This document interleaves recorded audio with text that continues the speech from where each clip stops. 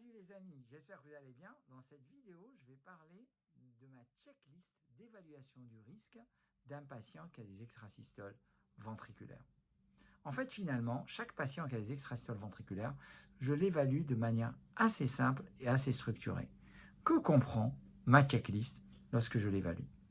Premièrement, je l'interroge s'il y a des antécédents familiaux de mort subite. C'est sûr que si vous êtes partie d'une famille où il y a eu 5 personnes qui sont mortes subitement, et notamment mortes dans leur sommeil par exemple, ou lors du sport, cela est très inquiétant parce que possiblement vous avez une anomalie génétique dont vous êtes porteur et qu'il faudra diagnostiquer.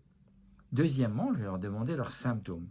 Leurs symptômes, c'est-à-dire leurs gènes, qu'est-ce qu'ils ressentent. 2 éléments que j'évalue.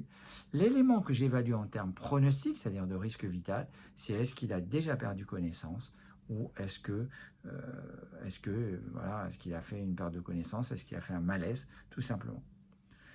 J'évalue également d'autres symptômes, mais qui ne représentent pas un risque vital. Par exemple, est-ce qu'il ressent ses extrasystoles, est-ce qu'il est gêné pour ses extrasystoles, mais ça permettra surtout de savoir si il faut discuter éventuellement d'un traitement.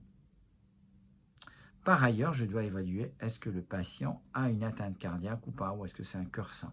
Pour cela, je vais avoir besoin d'un examen morphologique. Mon examen clinique va m'aider à prendre la tension, à ausculter le patient, va m'aider à déterminer est-ce qu'il a une atteinte cardiaque ou pas, mais je vais quand même évaluer le patient avec une échographie du cœur, c'est le minimum qui va permettre de voir la fonction du ventricule gauche, la fonction du ventricule droit, la présence d'anomalies des valves, etc.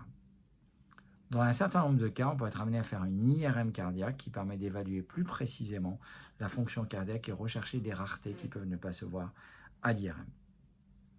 Ensuite, je vais évaluer les caractéristiques de ces extrasystoles.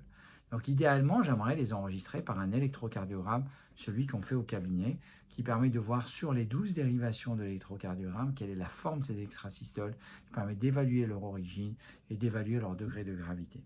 Par ailleurs, ces extrasystoles peuvent être plus ou moins proches des complexes normaux et en fonction du couplage, ça permet d'évaluer un certain degré de gravité.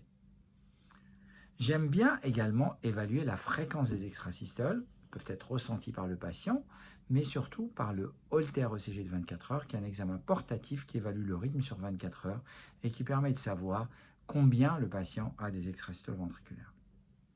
Chez un très grand nombre de patients, on fait également un examen d'effort, puisqu'on vérifie est-ce que ces extrasystoles ventriculaires disparaissent à l'effort, ce qui est un facteur très rassurant.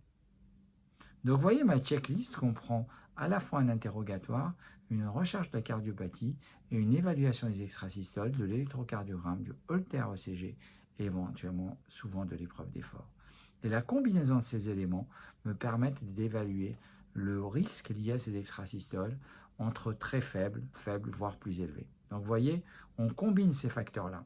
Alors, après, il y a un côté subjectif de déterminer si on a un seul facteur, quel est son degré de prépondérance, et il n'y a pas un véritable score qui permet d'évaluer cette gravité. C'est clair que si vous avez des antécédents familiaux de mort subite, vous avez fait une perte de connaissance, vous avez déjà fait un arrêt cardiaque, vous êtes à très haut risque d'emblée. Par contre, si vous avez juste des extrasystoles qui persistent en récupération à l'effort, ou juste une forme mineure d'atteinte cardiaque à l'échographie, c'est peut-être pas le même degré de gravité. Mais voilà ce que je voulais vous résumer, la combinaison des facteurs qu'on utilise en routine pour évaluer le degré de gravité, cette checklist pratique à connaître et que vous rentrez dans mon cerveau pour savoir comment j'évalue ces extrasystoles ventriculaires. Allez voir la playlist des extrasystoles où il y a déjà plusieurs autres vidéos et abonnez-vous à la chaîne pour suivre les prochaines vidéos à venir. Il y en aura d'autres qui compléteront la vidéo d'aujourd'hui. Merci beaucoup et à très bientôt. Ciao, ciao.